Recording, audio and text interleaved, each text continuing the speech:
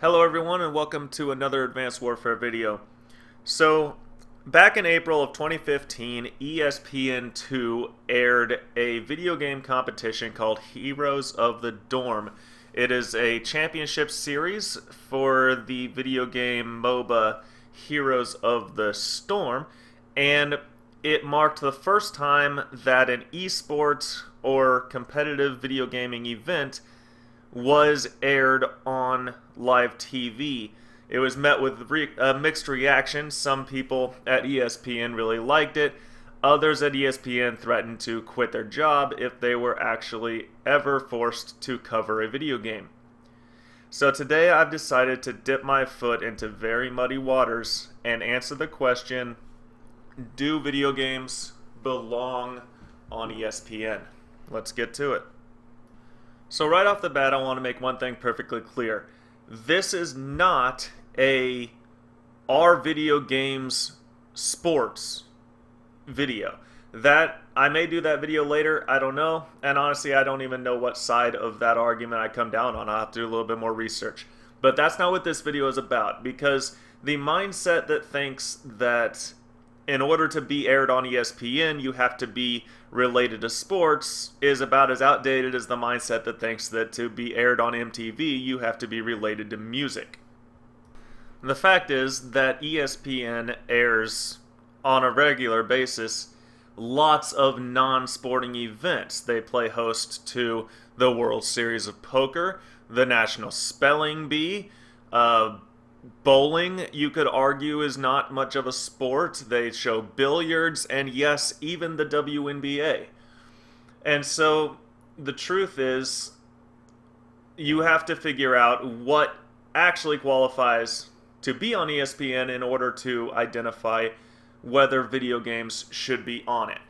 And the one thing that everything on ESPN has in common, whether it's a spelling bee or it's an NFL game or it's a broadcast about an NFL game, is that everything ESPN airs is either covering, analyzing, or actually taking part in some form of competition. Everything they air is pertaining to something that has a winner and a loser. And so whether you think that video games are a sport because they require a high level of hand-eye coordination, teamwork, tons of practice, and great reaction time, or you think that they offer the same athletic prowess as thumb wrestling, which I guess would put it somewhere between arm wrestling and professional wrestling. The Russell Hogan to the man. I don't think that Michaels has the strength or the body weight to hold Hulk Hogan on the mat. I think Shawn is going to have to use some kind of different tactics. Well, yeah, it almost seems to me that Shawn Michaels may have too much energy. The truth is that the one thing you cannot deny is video games are a competition. There is a clear winner, there is a clear loser. They are legitimate tournaments, and the days of handing the controller back and forth trying to beat the next level of Mario is not what video games are anymore. And naturally, of course, ESPN is a television network, so there has to be ratings. People have to actually want to watch what they're showing in order for them to be interested in showing it. That's just, that's just good business. And so the next question is, do esports have an audience worthy of television time?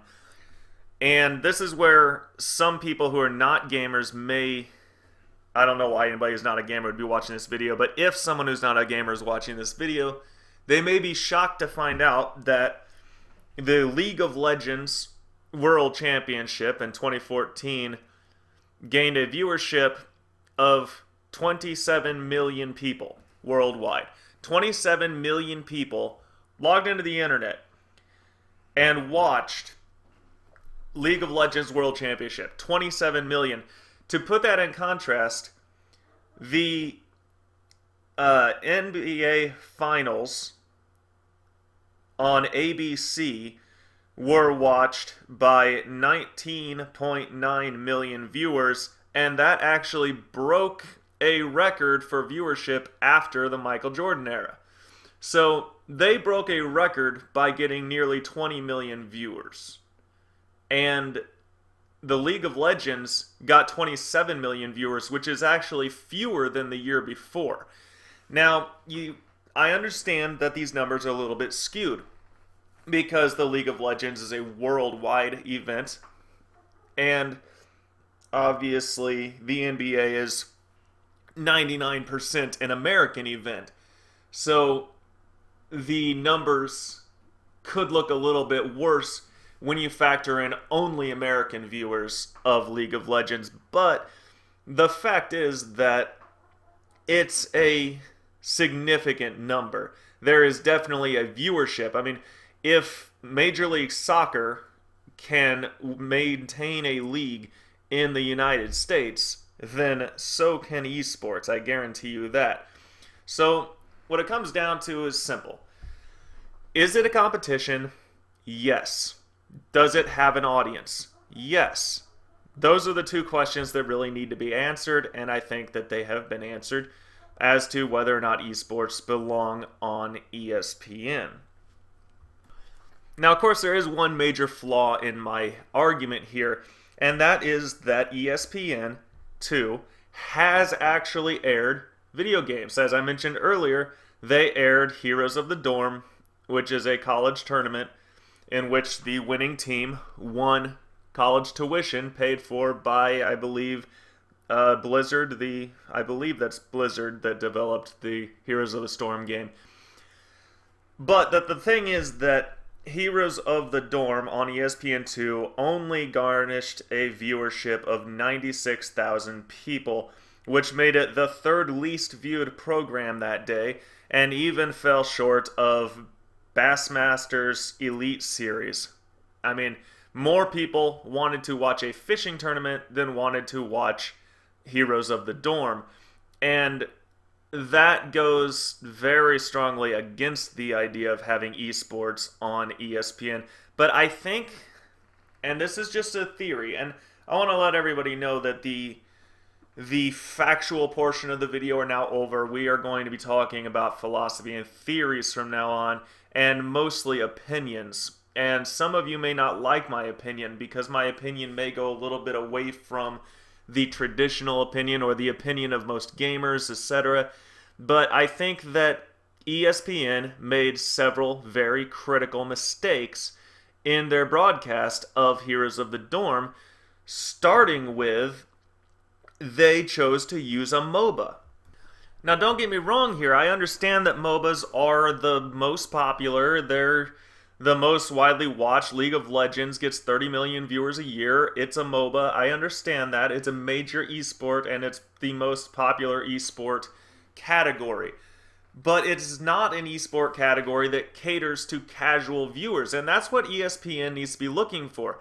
Hardcore fans of esports already know where they can watch it and how to watch it on the internet. And they're probably more comfortable doing that anyway. What ESPN is trying to cater to, what ESPN is trying to accomplish, is to gather a casual audience for what they're trying to do. And in case you don't know what a MOBA looks like, this is a MOBA. Really creative draft, especially in Game 1. Illinois Urbana-Champaign drafted a Nubarak, Thrall, and Kerrigan, in addition to the more traditional Sylvanas and Rhaegar. Unfortunately, we didn't get...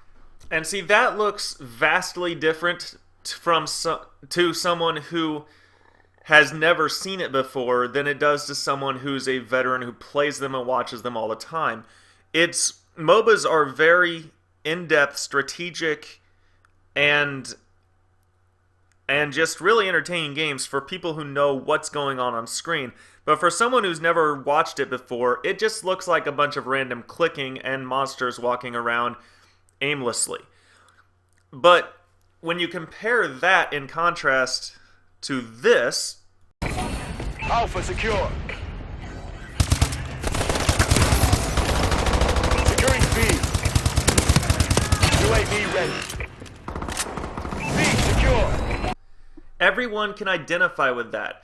It's everyone knows how a gun works. You point it in a direction and you fire it until whatever it is dead.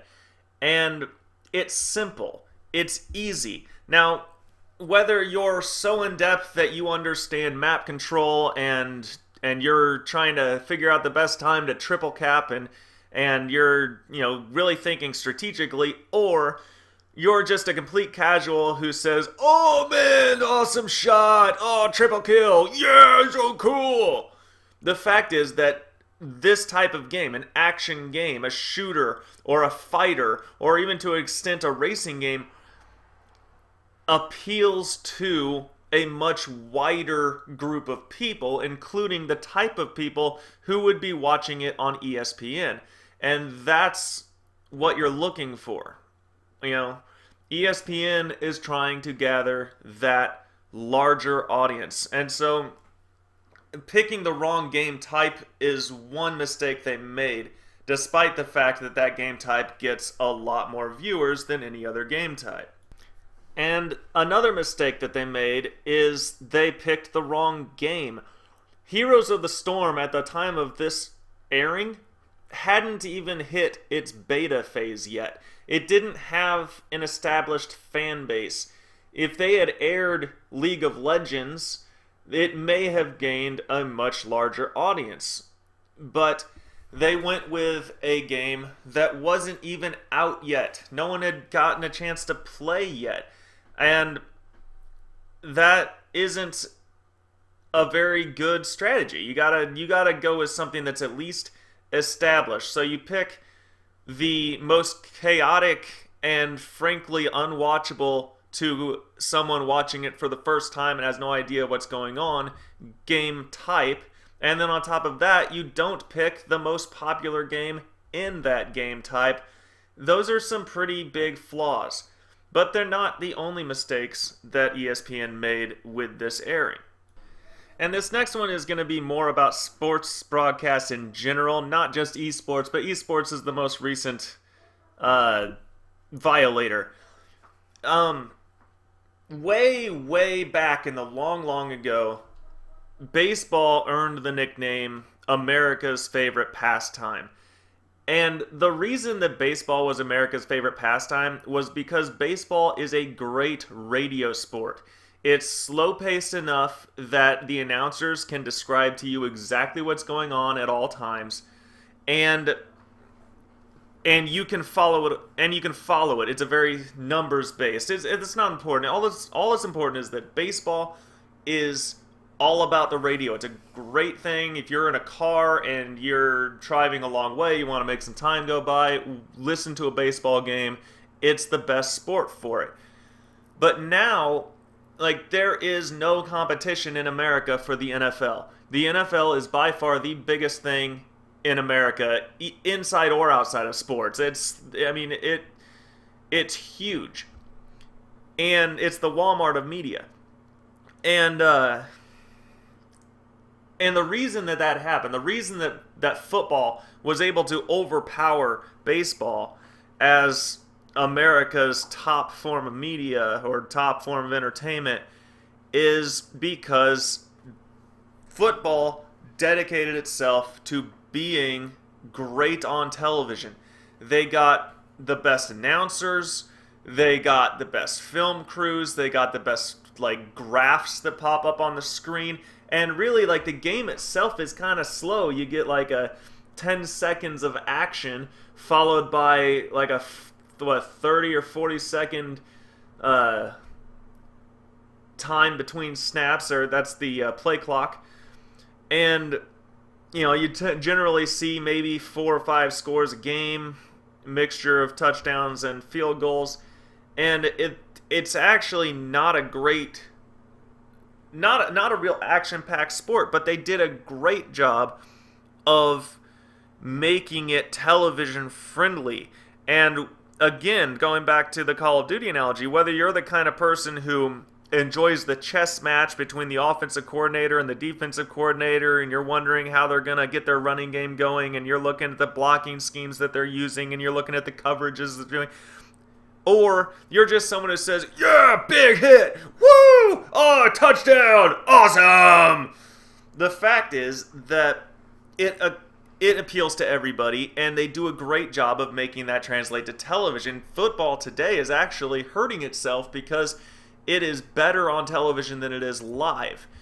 And that is what esports needs to do. Esports has terrible, terrible broadcasts. I mean, the announcers act like every little thing is just the greatest thing in the world. They get super excited about it. I'm not going to bother showing clips because, frankly, I just don't feel like doing all the editing. But they get so excited over the most minuscule, mediocre achievements in the game. They are completely out of their minds. You pretty much just get to see the camera view that they show you. I mean, they do a little bit of extra stuff in Call of Duty broadcasts. They show you where players are through walls and stuff, but there's nobody breaking down the game. It's just overall the production is bad, and it's going to have to get better if it's going to appeal to a television audience. And so just the sheer quality of the broadcast, and that may not be so much on ESPN as it is just esports in general, but it's got to get better if they're going to actually make ESPN air video games like that. It's got to get better than what they put out there in the Battle of the Dorms tournament. Thanks for listening and watching. I hope you enjoyed the video. It's been kind of a drag trying to pass the time between now and when Black Ops 3 comes out. I don't know if I'll do any more Advanced Warfare videos. I probably will, since I'm so fired up about Call of Duty right now, waiting for Black Ops 3. And I'll definitely be doing Black Ops 3 videos, so be sure to check my channel for those. And goodbye!